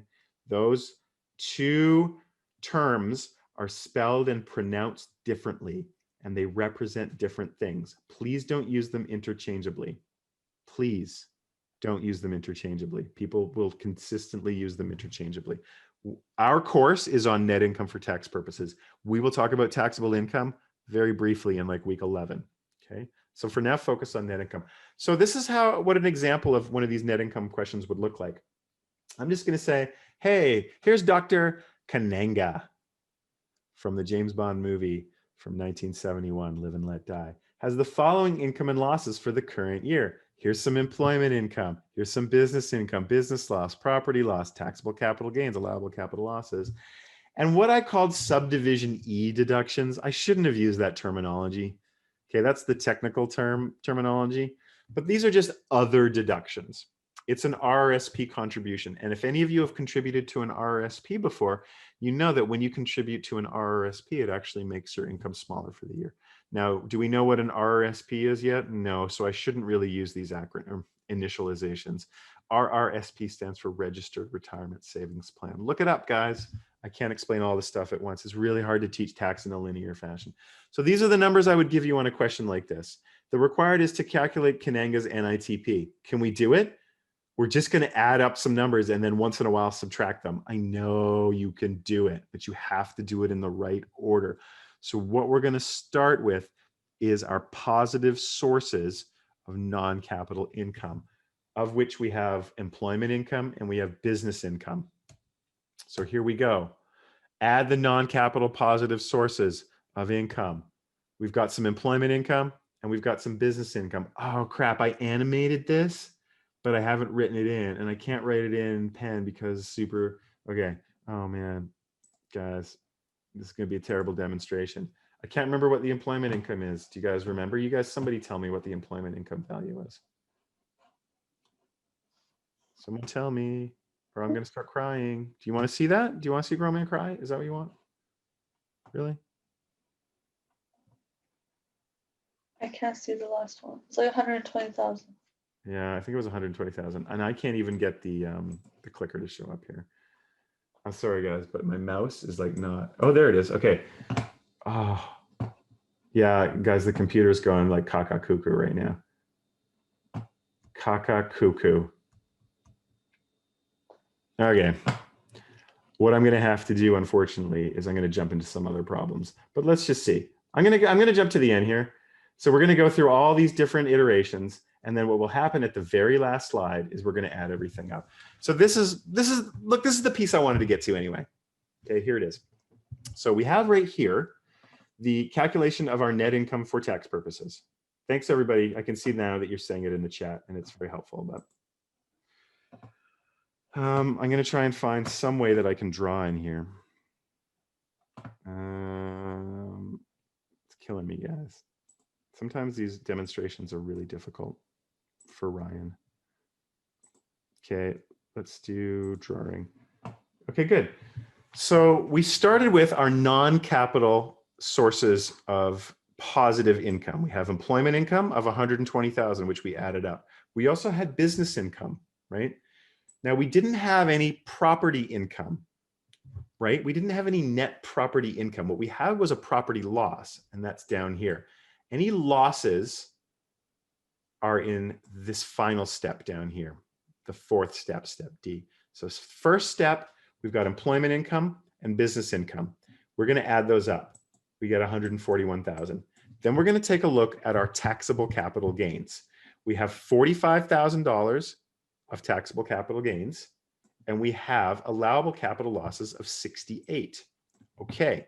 Now you can see that if you actually were to subtract 68,000 from 45,000, you'd have like negative 23. But the number over here cannot be less than 0. So the lowest, the minimum number that we can have for step B is 0. And in this case, it is 0. So then I continue on and I do another subtotal here. So I add 141 and 0, and I've got 141. That is after steps A and B. I now look to step C, which is, do we have any of those other deductions? And we have that RRSP contribution, which we're going to subtract here as 23,000. Looks like I've got a question coming in on the chat though, so I'll jump in there. How is a rental property loss different than a capital loss? Okay, so a rental property loss is if I own a rental property and I have more expenses for the year than I do revenue. A capital loss is when I buy something and sell it for less than I paid for it. There is no sale involved in a rental property loss. This is not the disposition of a rental property, right? That would be considered a capital loss. If I were to sell that rental property, that could result in a capital loss, although debatable. We'll get into those rules, but that would be different. We'd have a capital gain or a capital loss. Property loss is I own some property and I have income from it. If, in this case, a rental property, I have higher expenses than I do revenues, well, guess what? I've got a loss for the year, and that goes down in the bottom. Would that be like if you had to do like renovations or like fix a hot water tank or something and it put you into like a deficit? Yeah, potentially. Like renovations, be careful with renovations because that constitutes a betterment and that would actually be capitalized. But if you had to do repairs, sure, you'd have expenses there. Also, you could just have nobody rented your apartment. Hey guys, I have a rental property in Victoria. It's really hard to rent out right now because of pandy time. It's pandy time. So I have more expenses, mortgage interest, utilities, etc., than I do have revenue. So I'll have a property loss for the year. Wah, wah, wah. That's the way it goes. Who cares? I get a sweet deduction. So big deal. So continuing on then, I hope that answers your question. So here we go. We've got the RSP contributions, which I deduct right here. Now I do another subtotal. I get down to 118. Finally, I'm going to deduct my losses for the year, my non-capital losses, my business loss, my rental property loss. The total is 22.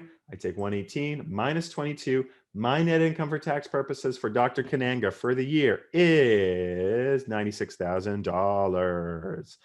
Let's do one or two more of these things from your course pack though. Okay, let's do one or two. I'll do maybe two from the course pack. All right, all right. Sorry if that wasn't the most effective of demonstrations, but guys, that video is there for you to watch on 1.5x to your little heart's contents. Now, if I can just get out of this thing, which I can't because my computer is a piece of junk. I can't get out of the screen, guys. I can't get out of it. It won't let me leave. Okay, I'm going to try something different then. I'm going to just close this puppy down. Kaboom. It's still there. I know it is. Thank you. Well, thanks. I appreciate it.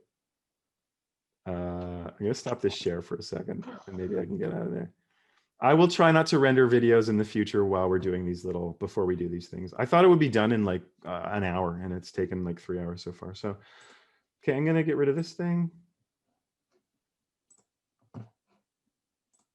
How's everybody doing out there? Great. Just enjoying waiting for me to do stuff? Sure you are. Everyone's having a great time waiting for me to do stuff. Yeah, how couldn't you? Uh-oh. Uh-oh. Uh-oh. Okay, that's fine. Uh-oh. Oh, do you want to keep my ink? No, discard. Ah, it worked. Video still going? Okay, net income for tax purposes. Close around down, don't save.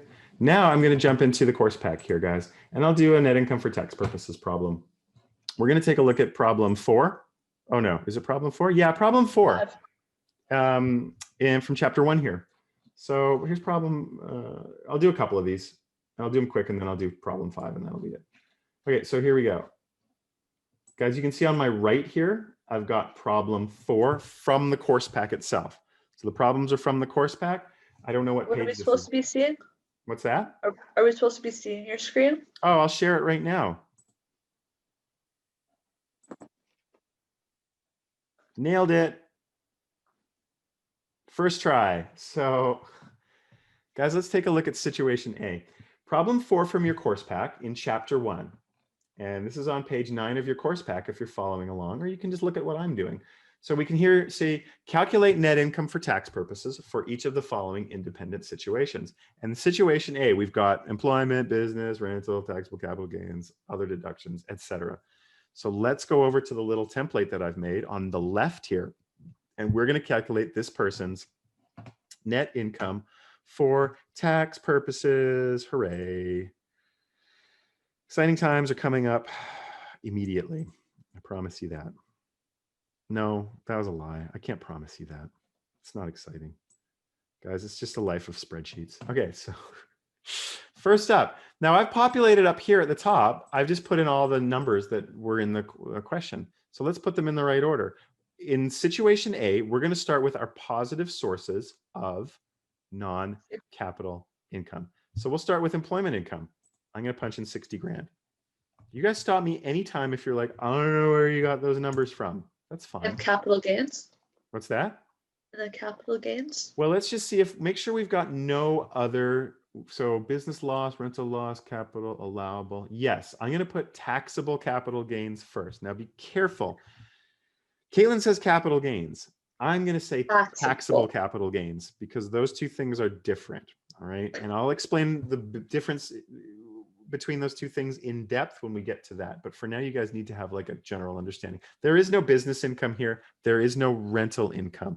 We do have taxable capital gains, and I'm going to do a little subtotal in the column to the left here.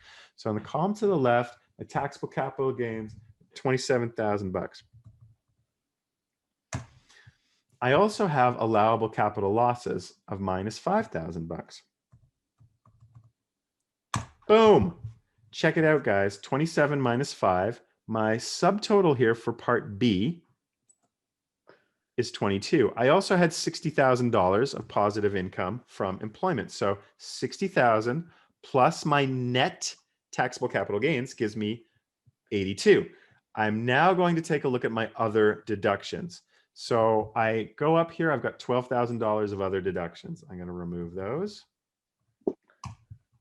Okay, now I'm down to, did I screw something up? Oh, okay. You can see people are chiming in. And I had read this as business loss for whatever reason, because, you know, staring at spreadsheets all day. So I bet if I looked at the chat, people would be like, what about business income? You're right. There's $30,000 worth of business income.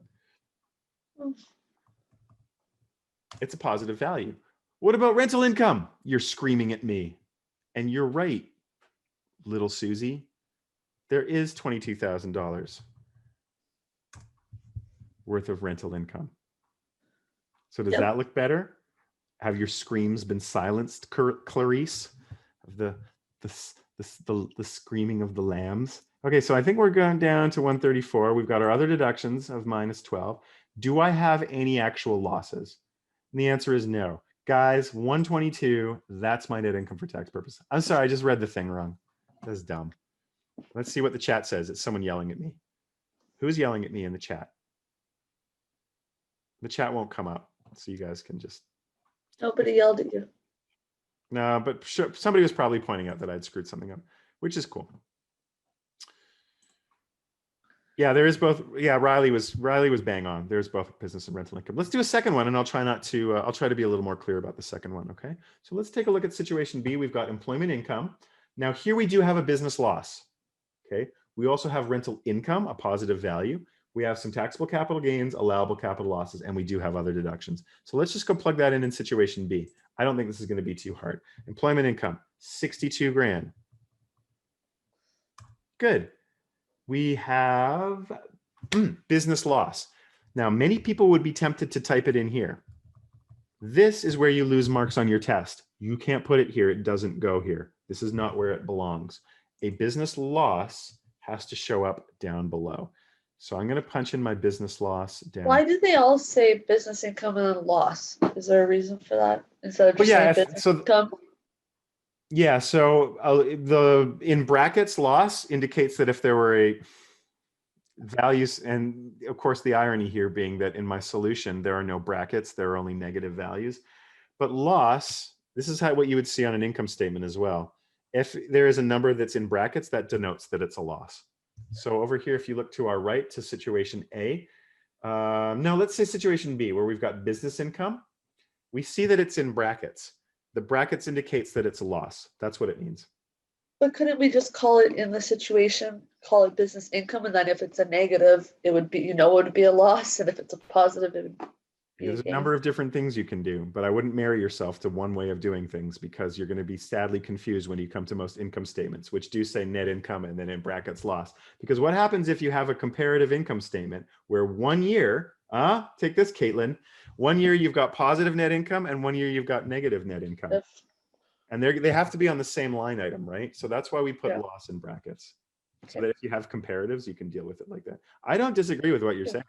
It's great. It's a good idea. There's a number of ways you could present this information, but you're going to have to field it and deal with it if it's presented in a way that's not entirely conducive to your way of thinking. But you raise an excellent point. All right, so I'm putting in the business loss. It goes down here. The next item is rental income. I'm going to punch in some rental income right here, like so. And then what's next? Taxable capital gains. Is it the same number as before? That is quite lame. Okay, 27,000. I also have minus 35,000 of allowable capital losses. Ooh, ooh, ooh. What? Check this out. It reduced to 0. You will not have a negative number here, folks. You can't have negative capital losses. You can only have a positive value or 0. And that's what we see right here. Then I'm going to put in my other deductions, and those are 16,000. That can never be a positive value because they are deductions. And I think I've got everything. Allowable capital losses, other deductions. Did I miss anything? I bet I missed something. Oh, I missed my business. No, my business loss is right here. So 72, and this thing didn't come in properly. So equals max E32.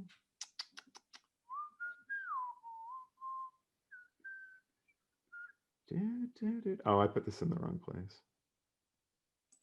That's okay.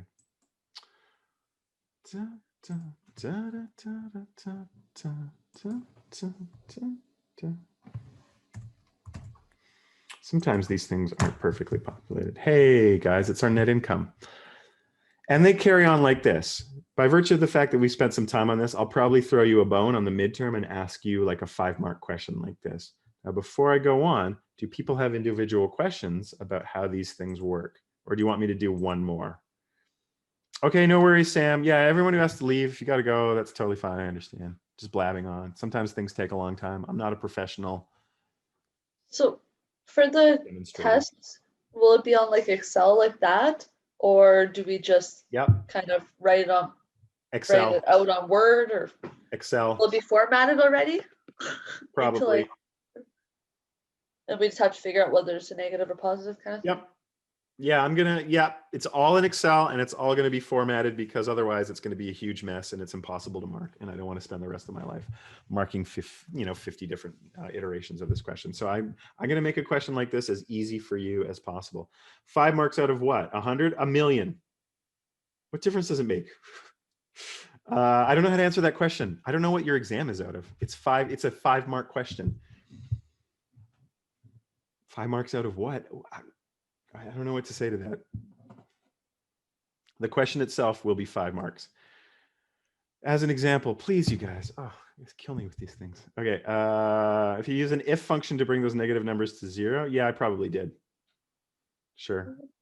You can use an if function or you can just type it in manually if you want. Do we have access out of 5 marks? What? I don't understand your question. Oh, my question, sorry, Ryan. It's like 5 marks, but 5 marks out of 50 or 5 marks out of 100 kind of. You want to know what the total midterm is worth? Right, like how many marks? I don't know. Okay. That one question's out of 5 marks. This one question, I would ask you a net income question, it would be 5 marks. And you want to know what the whole midterm is out of? Well, it's just the 5 marks. What do we, like, what is that relative to? I know it's 5 marks, but like whether it's 5 marks out of 20 overall or 100, it kind of changes the percentage of that. Okay. Your midterm exam will be out of between 50 and 100 marks, I would guess. I don't know exactly, but then okay, I get it now. I get what you're asking. Cool. I don't know. I don't have your midterm written yet. I have no idea. This is as an example. If people want to know, like, yeah, I see what you're saying. That makes sense. So if it's 5 marks and the total midterm is 10 marks, you're crushing the midterm, right? Yeah, exactly. Sweet. Cool, man. All right, I get it. Yeah, 60, 80, something like that. It's not a very high mark question, but look, you can do this question in what, 2 minutes? Let's do the situation C. Time me for how long this takes me to do situation C. And this will be worth, let's say, 5 marks out of 70. Let's say your midterm's out of 70. I don't know, I haven't written it yet. Employment income. And I can't remember what it was last term. So I have some employment income, and then I have business loss, taxable capital gains of 21,000. And yeah, I will format a lot of this stuff. Business loss, I have minus 20,000. I have a rental loss of minus 12,000.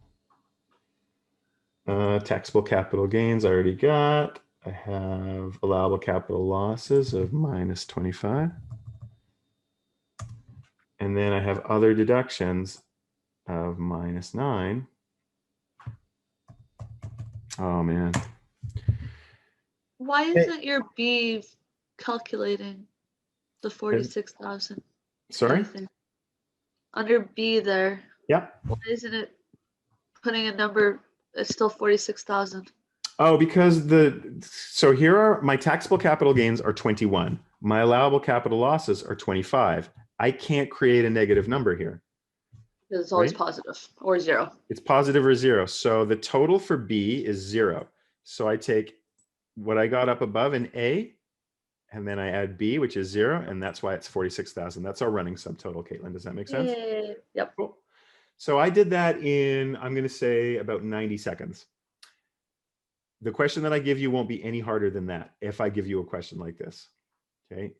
And I'll give you a format for it. You need to know the order that these things go in. It's that straightforward, but you just have to make sure that you know which order these things are going to go in. So just to clarify, should we be finishing up chapter 1 or chapter 2 material right now? We didn't cover anything on chapter 2 today. No. So, I mean, we're in the middle of the week, right? And so the questions that I got were on this chapter, which is why I'm covering those questions. If we take a look at the course outline, if you'd like, here it is. We have 2 weeks worth of chapter 2 stuff. I would have been happy to field questions on chapter 2 today. I didn't receive any. I'm not lecturing on anything. I've made this as clear as I can make it. But if you want to be where you're supposed to be, you should, by the end of this week, or at least the end of the weekend, have read a good amount of employment income information. But people ask me to go over these specific questions, and I do think that they're helpful building blocks. So I would say you should be on employment income. Yeah, thanks, man. For us, it would be longer than 98 seconds. Nushin, it wouldn't have to be. You're taking 6 numbers and you're plugging them into a spreadsheet. So maybe it would take you longer than 90 seconds. But if I give you 3 hours for an exam, and this is 5 out of, as Benoit asks, maybe 60. Okay, well, there's 5 out of 60 marks that took you 3 minutes to do. We have your spreadsheet. What's that? We have your spreadsheet. Can you have this spreadsheet? What do you mean? Why do you want this spreadsheet? Because it's got all the formulas. So if you just put them in the right spot, it calculates it for you. Okay, so what do you think I'm going to say to that? No. Why do you think I'm going to say no, though? Because we need to be able to put them in the right spots and calculate it out. Don't you think that if you spent time actually writing this out and creating your own response to this, you would learn it better than just plugging? Do you want to take my course and learn how to do data entry? Because if that's what you want, you're wasting your money at Camosun College. You can go do data entry at insert Royal Roads, high school, whatever you want to do, data entry. I would prefer if people took a little bit of time, kind of crafted some stuff for themselves, figured out how to do it, and spent the time on it. I can't, how much more could I spoon feed you guys? Wait, do I have a spoon present? There's one within reach. I can't, it's just across the thing. I'm being silly, but Caitlin, I appreciate the question. The answer is no. I'm not going to give you guys. Someone else asked it too, so. Yeah, I'm not going to give you guys templates and stuff. There's no way. I will for the exam, but for stuff like this, like you have, so this template, this spreadsheet that I created here is just like, that's the solution that I've provided for you guys. I gave you guys the PDF version of this, but I'm not giving you the Excel spreadsheet, right? You guys have to answer these on your own. Okay. Education is like some work. There's some work you have to do, and it's not going to be, here's a template, plug the numbers into the correct template. You won't learn anything that way. I've done this long enough to know that that's like a pointless exercise, and then people are going to get to the exam and they're not going to know what to do. So sorry, Caitlin. Sorry to all of you out there who want me to provide you with templates. It's not happening. Make your own templates. That's how you learn. Let's see. For us, it would be longer. Okay, sounds good. So let's see. What else do we have? Can we have the access to the Excel for study purposes? 100% no, you cannot. Just do it yourself. Do it yourself. How long does it take you to make a spreadsheet? Like 2 minutes. Huh? You could just do this on paper, really. You could, but people are like, oh, the exam's going to be in Excel. I don't know how to use Excel, but I don't want to practice using Excel. I'm confounded. Just make it yourself. The end.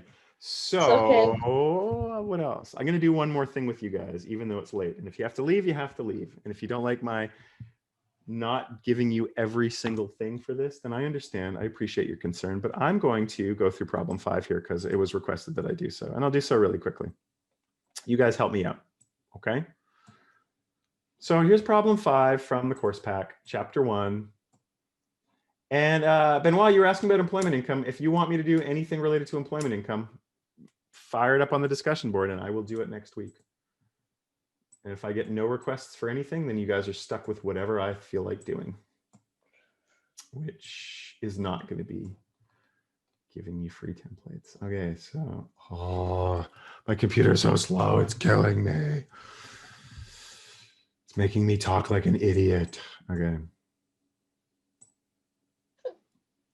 I know. I won't do this again, I promise. I was going to see how it went, and I was hoping that it wouldn't be such a terrible slowdown, but it's just so incredibly slow. It's not functional for learning. So I'm going to do problem 5, guys. And problem 5 is coming eventually. No, it's gone. No problem. There it is. It's a nice little grid here. It says the table below indicates the 5 types of income. We talked about the 5 types of income today. Place an X to classify each item of income into the correct category. Let's see how fast we can run through this, okay? And if you guys have questions about particular, and we haven't really spent a ton of time covering this, but I can explain any of them. So first one is interest earned on a bond investment. Guys, when you earn interest, there are 5 types of income. Who wants to tell me what type of income that would be? Other? Sorry? Other? Property. It's property income. That's correct. It's property income because the piece of property that I own is the bond. And now I own property and I'm passively earning interest on it. As I earn interest, that money comes to me. It's not through employment. It's not business income. It's not other. Interest is property income. And again, property income is earned by virtue of the fact that I own property and then somebody's paying me to use it. Or I'm earning income off of that. Does that make sense? Okay, so I'm going to say property and I'm going to put a little X in here. X. And then over here, I mean, here I've got the explanation for it. Interest is passively derived through ownership of property. Sure, that's true. This is all in the solution that I've already put up already, but I'm just doing this with you guys. So pension income, guys, what about that? Other. Yeah, that is other income. That's great, right? It's not employment, it's not business, etc. So pension income is classified as other income. And the reason for that, it doesn't fall into any of the other categories. There you go. Consulting fees, that's fun. What do you guys think about consulting fees? Could it be employment and business? Because it depends on whether or not, like, or is it you that's getting them, or is it like the company that's getting them? Yeah, so if you're earning, so the question here is 5 types of income in the correct category. So consulting, I guess you could have a consulting company, but even if you were to have a consulting company, any consulting is considered to be income from self-employment. Oh. This is business income. Now, there is a whole video that I've done on employment versus self-employment income. Generally, consulting fees, now if you're a consultant, you're not an employee. A consultant generally is working on a contract to contract basis. That's why one works as a consultant, right? So they can come in for a month, they get a contract for a month and they do consulting and they leave. So consulting is always business income, whether it's a company or whether it's an individual, it would be considered self-employment income, and self-employment income is business income. Sorry, Caitlin, what was that? So it'd be business then? Yeah, that's correct. It's business income. So if you're working as a consultant, you're considered to be self-employed. If you're working for yourself, you have a proprietorship. You're not an employee, right? You're earning business income at that point. Right? But all this stuff, I have done some videos and some explanations on employee versus self-employment, and that comes in chapter 2. Okay, so profit from the sale of shares of a public corporation purchased as a long-term investment. Alan says only salaries and wages fall on employment. No, that's not necessarily true. Salaries and wages are definitely employment income, but there are a number of other types of income that would fall under the employment income. Absolutely. You got to read that employment income chapter. It'll cover them all off.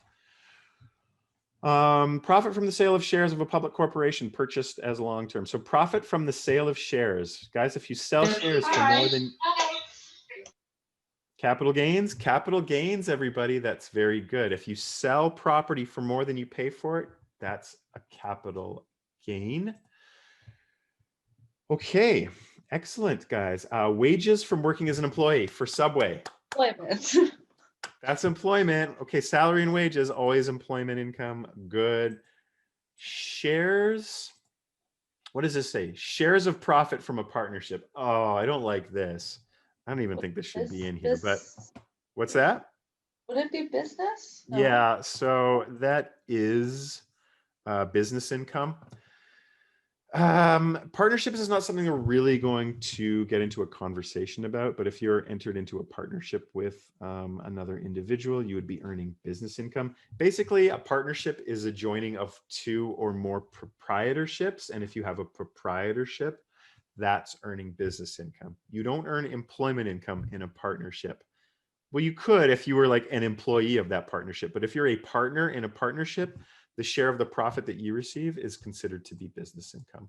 So I think that one might be a little bit confusing. I'm not going to ask you guys anything about partnerships in general because they're a little beyond the scope of what we're doing here. Okay, so dividends from the share. Oh, dividends. What do you guys think? Sure. I'm seeing property. Property is correct, right? What is the property that you own through which you're earning dividends? And that is the ownership of the shares of a public company. You buy shares for a couple of reasons. One, you hope the value of the shares goes up and you sell them for more than you pay for them. Two, you want sweet, sweet dividends. So that is considered to be property income. Well done. Next up, we have tips from customers of an employer's business. What's that? Is it other? It's not other, no. When you claim it on, oh no, wait, it is claimed on the regular line. Oh. It's definitely employment income. Why? Ask yourself, why did I receive these tips? You receive them by virtue of the fact that you were employed, right? So tips is employment income. That's okay. People confuse this stuff all the time. I really appreciate people just throwing it out there. So that's awesome. Rents from tenants who live in your building. If you're getting rent, that's property income. You have a rental property, people are paying you rent, and so you are going to be getting property income. Great. Okay, right, you own property and people are giving you money to use your property. Same thing with shares, right? People are giving you money, or people are giving you shares because you gave them money. Your property is the money and now you own a share. And so you're getting money based on that. You're getting property income. Fees for providing accounting tutoring. Oh, so you guys want to go and start tutoring some first-year accounting students. What kind of income's that, guys? It'd be business, wouldn't it? Still, because you're still self-employed. It's self-employment or business income. You're effectively a consultant, right? So that is earning income from business. And if you guys are like, I don't understand, why is that business? We will do a chapter on business income. And you're right to be confused about it because we haven't really read a lot about what constitutes different types of income. I'm just doing this, going over this with you guys to give you guys like a little bit of a grounding or a framework going forward to work on these problems in the future. Profit from the sale of land that you held for long-term purposes. I bought land, I held it, and then I sold it. What's that? It would still be a capital gains, right? Okay. If you're holding it for long-term purposes, then that is correct. It is capital gains. It's capital gains. So you made profit on it. Correct, but profit is frequently, so it says profit. Profit is just the difference between what you sold something for and what you paid for it. Technically, this is a capital gain, right? If you were to buy land with the intention of selling it, then that would be business income. And I'll talk about why that is in the future. But if you buy something with the intent to sell it, it's inventory. If you buy it and your intention is to hold on to it for a long time, that's different. Okay. And so that in this case is capital gains.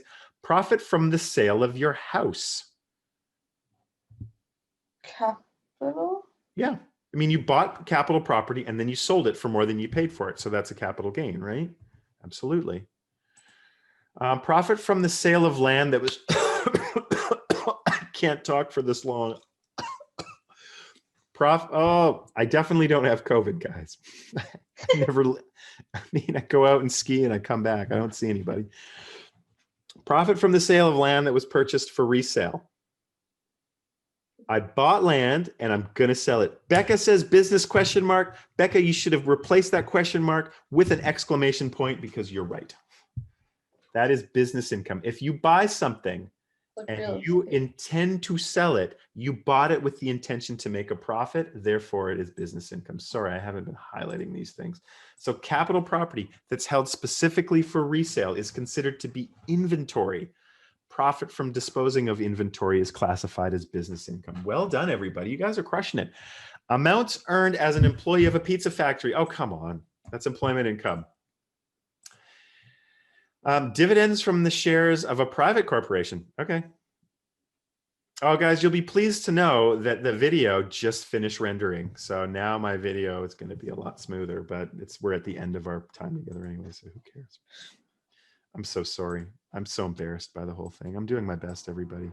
You know, we're all just trying to do our best out here. It's a crazy world. Okay, so dividends from shares of a private corporation, that's property income. Any dividends is property income. And then our final one is interest you earn in your bank account. You guys earn interest in a bank account. What kind of income is that?